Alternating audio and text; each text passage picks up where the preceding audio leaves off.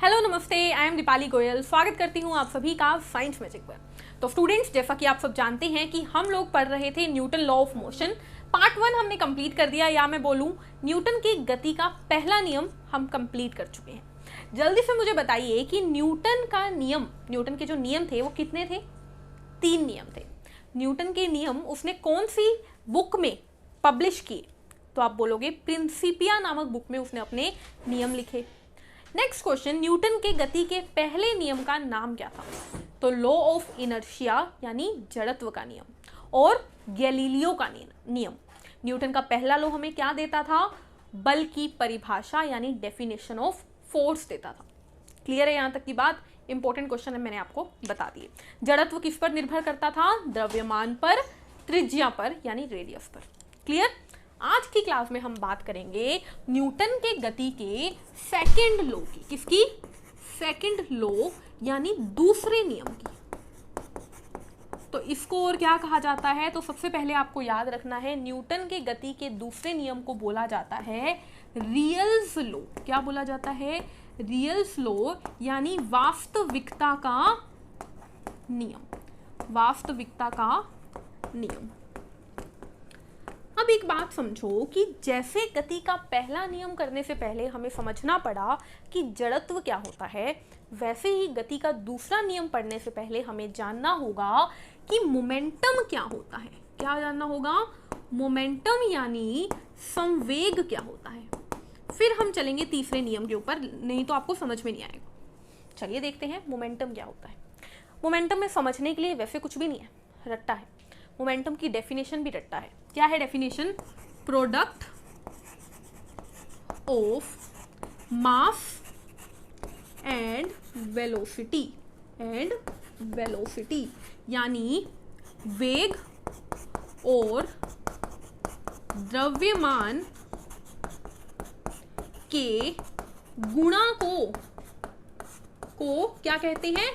संवेग कहते हैं। क्लियर ये बात? अब इसका मतलब क्या हुआ? सीधा संवेग को लिखते हैं P से। किससे लिखते हैं? P से। बात याद रहेगी, संवेग को लिखते हैं किससे? संवेग का सिंबल क्या है? P है। P बराबर क्या होगा? तो देखो, मास गुना वेलोसिटी। मास यानी m गुना वेलोसिटी यानी v। तो ये आपको याद रखना है। ये क्या है? ये है एक फॉर्मूला जो कि आपको याद रखना है। किसी भी चीज़ का अगर आपसे संवेग पूछ लिया जाए, आपको बोला जाएगा कि आपके पास एक 10 ग्राम की बॉल है जिसे आपने 10 मीटर प्रति सेकंड की स्पीड से फेंका, तो उस बॉल में संवेग क्या होगा? तो आप क्या करोगे? कितने की बॉल है? 10 ग्राम की, 10 मीटर पर सेकंड। यूनिट बैलेंस कर लेना, ठीक है? आंसर आ जाएगा। मैंने आपको बोला आपके पास 1 किलो, मैंने आपको बोला आपके पास 2 किलो की एक कोई डब्बा है, ठीक है? 2 किलो का एक डब्बा है, तो द्रव्यमान क्या है? 2 किलो।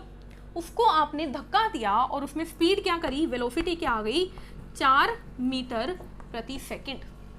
तो संवेग क्या होगा? तो आप बोलोगे संवेग होगा मास गुना वेलोसिटी यानी 2 गुना 4 यानी 8। आगे यूनिट लगाओ, किलोग्राम मीटर प्रति सेकंड। ये क्या आ गया? ये आ गया संवेग आपका, ठीक है? ये मैं ना छोटे वाले पी को ऐसे भी लिख देती हूँ, वैसे ऐसे याद रखना, ठीक है? तो 8 किलोग्राम मीटर प्रति सेकंड क्या आ गया? संवेग आ गया।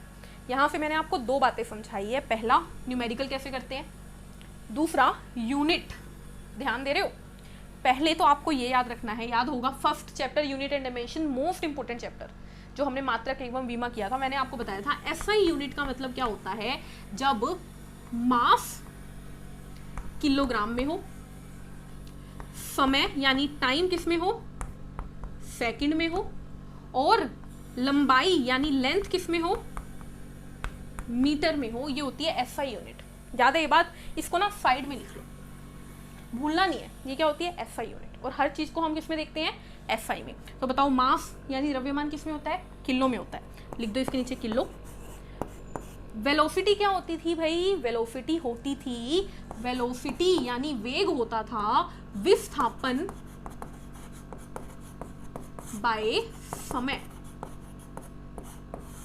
यानी डिस्प्लेसमेंट बाय टाइम, यानी कि d बाई टी। डिस्प्लेसमेंट मतलब दूरी, दूरी के लिए क्या लगता था, मीटर लगता था, है ना, और टाइम के लिए क्या लगता था, सेकंड लगता था। तो मीटर प्रति सेकंड वेलोसिटी की यूनिट होती थी ना। अब ये चीज़ मैं रिपीट नहीं करूंगी, ये चीज़ देखनी है तो मैं नीचे डिस्क्रिप्शन में यूनिट एंड डायमेंशन डाल दूंगी, वहां पर देख लीजिएगा। मैंने मोशन करवाया है, वहां पर देख लीजिएगा। मोशन में वेलोसिटी करवाई है, वहां पर देख लीजिएगा। ठीक है, टाइम वेस्ट नहीं करेंगे। तो मास के लिए किलोग्राम, वेलोसिटी के लिए मीटर प्रति सेकंड। तो यूनिट क्या आ गई आपकी, यूनिट आ गई किलोग्राम मीटर प्रति सेकंड। क्या है ये है पी की इकाई, यानी यूनिट। वो भी कौन सी यूनिट, ये है एसआई यूनिट, याद रखनी है ये बात। मोमेंटम की एसआई यूनिट क्या है, किलोग्राम मीटर प्रति सेकंड। अब आपसे पूछा जाएगा वीमा यानी डायमेंशन भी बता दो। तो किलोग्राम मास के लिए क्या लगता है, कैपिटल एम, ब्रैकेट तो लगा लो। मीटर यानी लंबाई, लंबाई के लिए एल। बाय समय, समय के लिए टी, और मैं बाय को -1 लिख सकती हूं। तो ये आ गया हमारा वीमा। बताओ याद रहेगा ये बात। अभी तक मैंने आपको क्या बताया, मैंने बोला कि न्यूटन के गति का दूसरा नियम पढ़ने के लिए आपको पता होना चाहिए कि भाई संवेग क्या बला है, क्योंकि जब तक आपको संवेग नहीं होगा आपको न्यूटन का दूसरा नियम नहीं समझ में आएगा। फिर मैंने बताया संवेग क्या है, तो मास और वेलोसिटी यानी कि द्रव्यमान और वेग, इन दोनों के गुणनफल को क्या कहते हैं, संवेग कहते हैं। फिर मैंने आपको एक न्यूमेरिकल करके सॉल्व करवाया और मैंने आपको यूनिट और डायमेंशन निकलवाई। क्लियर। अब एक और समझिए बात। देखो संवेग किस पर निर्भर करता है, मास और वेलोसिटी पर। ठीक है, अगर कोई चीज़ का मास ज़्यादा यानी कोई चीज़ ज़्यादा भारी तो उसका संवेग क्या होगा, ज़्यादा होगा। यदि कोई चीज़ का वेग ज़्यादा होगा तो उसका संवेग क्या होगा, ज़्यादा होगा। ये बात आपको याद रखनी है। आपको क्वेश्चन क्या दिया जाएगा, क्वेश्चन मतलब एग्जाम्पल सुनो। एक बहुत बड़ा ट्रक है या एक ट्रक है नॉर्मल, ठीक है। अब आप जानते हो ट्रक क्या होता है, भारी होता है ना, ट्रक भारी है। ठीक है, लिखने की ज़रूरत है क्या, चलो देखते हैं थोड़ा सा कहीं पे ज़रूरत पड़े तो। एक ट्रक है जो कि भारी होगा ऑब्वियसली, वो चल रहा है। ठीक है, एक ट्रक है जो कि चल रहा है और यहाँ पर एक साइकिल खड़ी है, यहाँ पर एक साइकिल खड़ी है ये। इसके अंदर क्या है, वेलोसिटी भी है और मास भी है, लेकिन इसके अंदर वेलोसिटी क्या है, 0, मास तो होएगा ही, साइकिल का कोई ना कोई वजन तो होएगा ही ना। यानी कि इसके अंदर मोमेंटम तो है लेकिन इसके अंदर मोमेंटम 0 है। बात समझ में आई। अगर जब तक मैं यहाँ पे खड़ी हूँ ना, मेरे में मास तो है लेकिन मैं खड़ी हूँ तो मेरे में कोई वेग नहीं है, और जब तक मेरे में कोई वेग नहीं होगा मेरे में मोमेंटम भी नहीं होगा। क्लियर। लेकिन अब मैं चल रही हूँ तो मेरा कोई वेग है और मेरा कोई मास तो है ही, तो मेरे में क्या है, मोमेंटम होगा। यानी यहाँ पर जब ट्रक चल रहा है तो ट्रक के मास और वेलोसिटी की वजह से उसमें संवेग होगा, लेकिन साइकिल रुकी हुई है तो उसके मास और वेलोसिटी की वजह से उसमें संवेग नहीं होगा। अब समझिए, ये ट्रक जो है वो चलता हुआ आ रहा है 40 किलोमीटर प्रति सेकंड की स्पीड से, किलोमीटर प्रति घंटा की स्पीड से, और इसने आगे साइकिल को टक्कर मारी। सोचो, एक साइकिल खड़ी है, एक ट्रक आया और उसने उसको टक्कर मारी, तो साइकिल क्या करेगी, उड़ती हुई आगे जाएगी ना। ऐसा क्यों होता है, जब ट्रक ने साइकिल को टक्कर मारी तो ट्रक तो रुक गया। ट्रक के रुकते ही उसकी वेलोसिटी क्या हो गई, 0, उसका मोमेंटम क्या हो गया, 0। लेकिन साइकिल पे टक्कर लगने की वजह से साइकिल में क्या आ गया, ट्रक का मोमेंटम। यानी ट्रक ने, मान लो ट्रक का वेट था 100 किलो का, ठीक है, ट्रक का वेट था, इधर लिख देती हूँ, ट्रक का वेट था 100 किलो और वेलोसिटी थी 40 किलोमीटर प्रति घंटा। तो संवेग कितना आएगा, संवेग आप निकाल लेना, चलो जो भी आया। मान लो हमारे पास संवेग आ गया 400 संवेग आ गया। अब ये संवेग खुद ने तो 0 कर दिया रुक के, लेकिन चला किस में गया, साइकिल में चला गया जिसका संवेग पहले 0 था, तो साइकिल उड़ती हुई आगे जाएगी। ठीक है, तो यहाँ से मैं आपको ये बताना चाहती हूँ स्टूडेंट्स कि संवेग जो है वो एक चीज़ से दूसरी चीज़ में ट्रांसफ़र हो जाता है। ठीक है, यानी जो संवेग ट्रक का था ना, वो ट्रक के रुकने से साइकिल में चला गया। समझ में आई ये बात। अगली चीज़ सुनो, अगर मान लो ये ट्रक 40 किलोमीटर प्रति घंटे की बजाय और ज़्यादा तेज स्पीड से आता और तब साइकिल को टक्कर मारता, तो क्या साइकिल और जोर की उड़ती या धीरे गिरती, तो आप बोलोगे और ज़्यादा उड़ती। ठीक है, चलो एक और एग्जांपल, अगर ट्रक धीरे धीरे चल रहा है और फिर साइकिल को टक्कर मारे तो क्या होगा, शायद हो सकता है साइकिल वहीं खड़ी खड़ी गिर जाए। होता है ना ये बात। यानी कि देखो, जितनी ज़्यादा वेलोसिटी हम करेंगे ना, उतना ज़्यादा क्या होगा, मोमेंटम होगा, उतना ज़्यादा क्या होगा, मोमेंटम होगा। और अभी मैं ये वाली बात भी समझाऊंगी कि धक्का क्या है।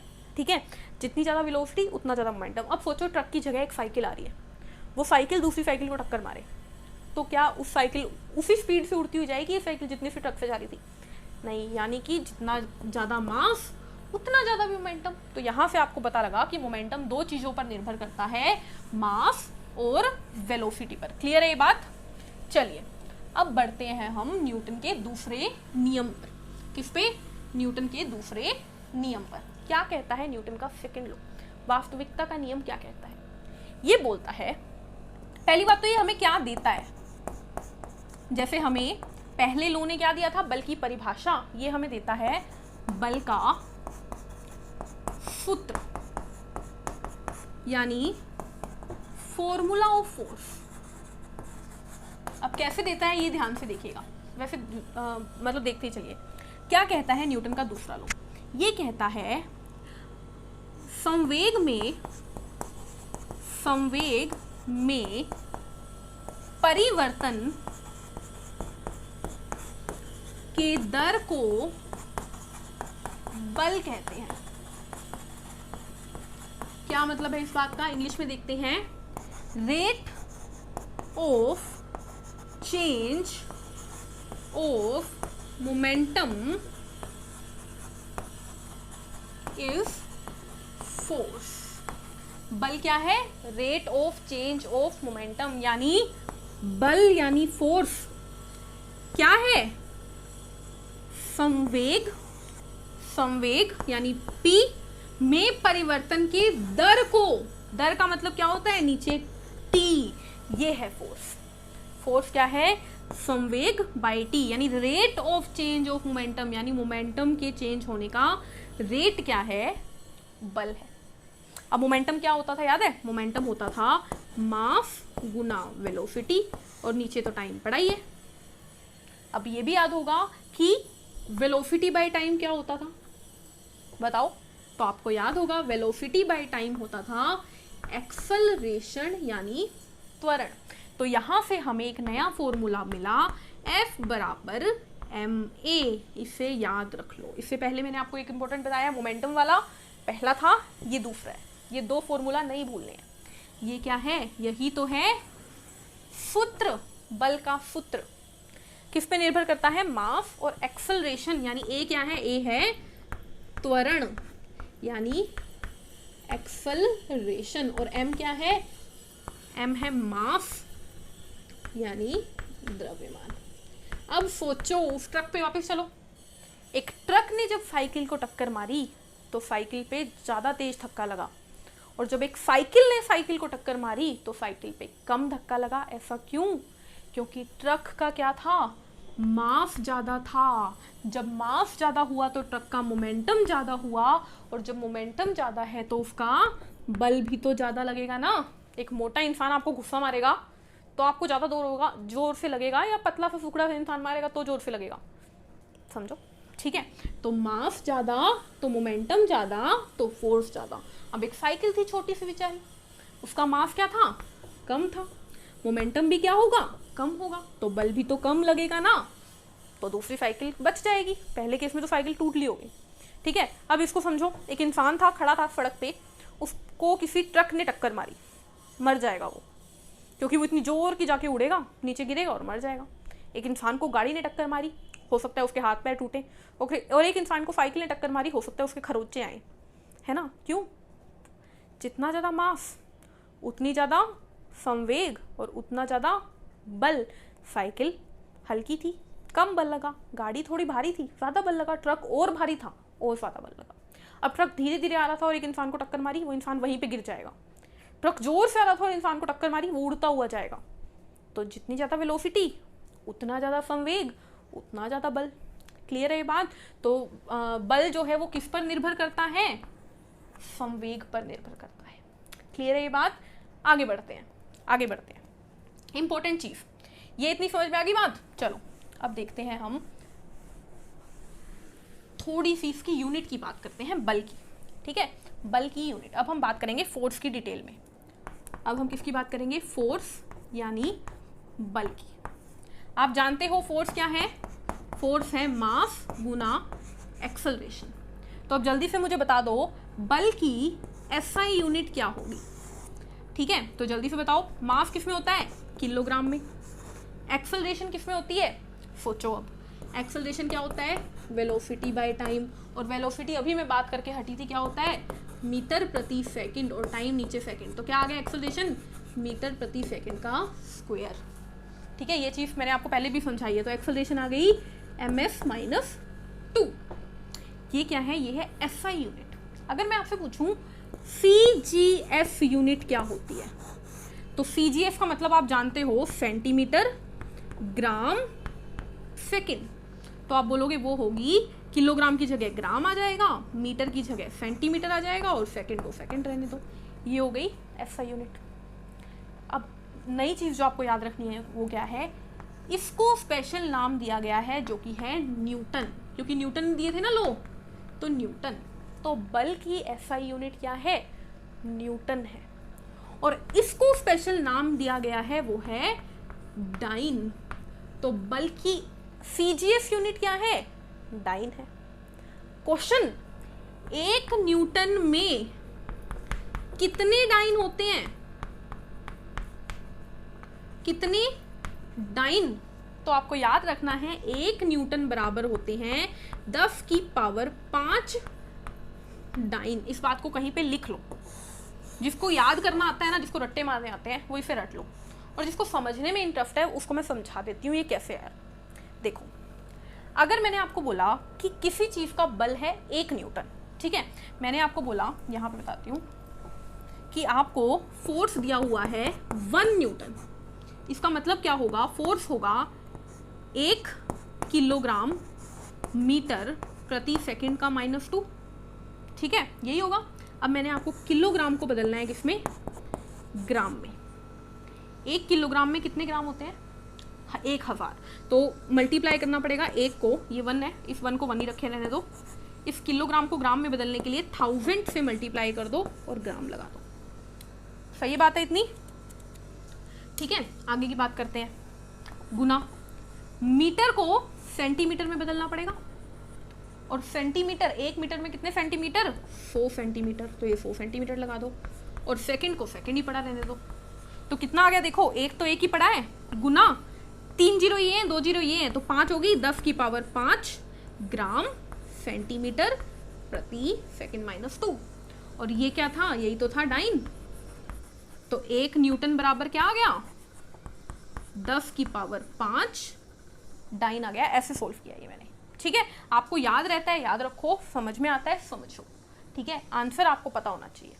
क्या बात की आज की क्लास में मैंने, अच्छा इसके बाद एक और चीज़, अगर आपसे पूछ लिया जाए विमा, आयाम पूछ लिया जाए, तो जल्दी से इसका आयाम भी बता दो मुझे। यहाँ पे किलोग्राम यानी मास को लिखते हैं m में, मीटर यानी लेंथ को लिखते हैं l में, समय यानी t में, और समय कितना है -2, तो mlt -2 क्या आ गया हमारा, विमा यानी डायमेंशन। क्लियर है, तो इसी के साथ न्यूटन का सेकेंड लॉ जो है, न्यूटन का दूसरा नियम यानी वास्तविकता का नियम जो है वो भी खत्म होता है। क्या डिस्कस किया हमने, न्यूटन का वास्तविकता का नियम क्या बताता है, तो ये हमें बल का सूत्र बताता है, फॉर्मूला ऑफ फोर्स बताता है। क्या है फॉर्मूला ऑफ फोर्स, F बराबर ma यानी मास गुना त्वरण। सीधे सीधे क्वेश्चन आता है कि एक बॉल है जिसका मास इतना है, इतने त्वरण के साथ जा रहा है, बल बताओ, सीधे सीधे आंसर आएगा, ठीक है। उसके बाद संवेग क्या है, तो संवेग होता है मास गुना वेलोसिटी। एक हाथी है, उसे हिलाना मुश्किल है, या एक इंसान है उसे हिलाना मुश्किल है, तो आप बोलोगे हाथी को हिलाना मुश्किल है, ठीक है, क्यों, क्योंकि उसका इनर्शिया ज़्यादा है, उस पर धक्का ज़्यादा लगेगा।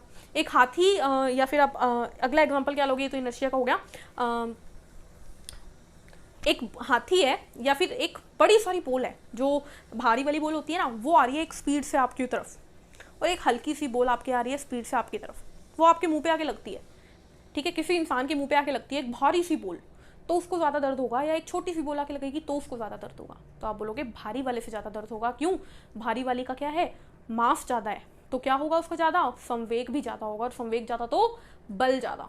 हल्की बॉडी का मास कम होगा तो संवेग भी कम होगा, यानी बल भी कम होगा, धीरे से लगेगी, गाल कम लाल होंगे, और मोटी वाली बॉल से गाल एकदम लाल लाल हो जाएंगे, ठीक है, ये बात की हमने। उसके बाद मैंने बात की कि बल की यूनिट क्या होती है, तो बल की यूनिट होती है न्यूटन। बल की सीजीएस यूनिट क्या होती है, डाइन। 1 न्यूटन में कितने डाइन, 10 की पावर 5 डाइन।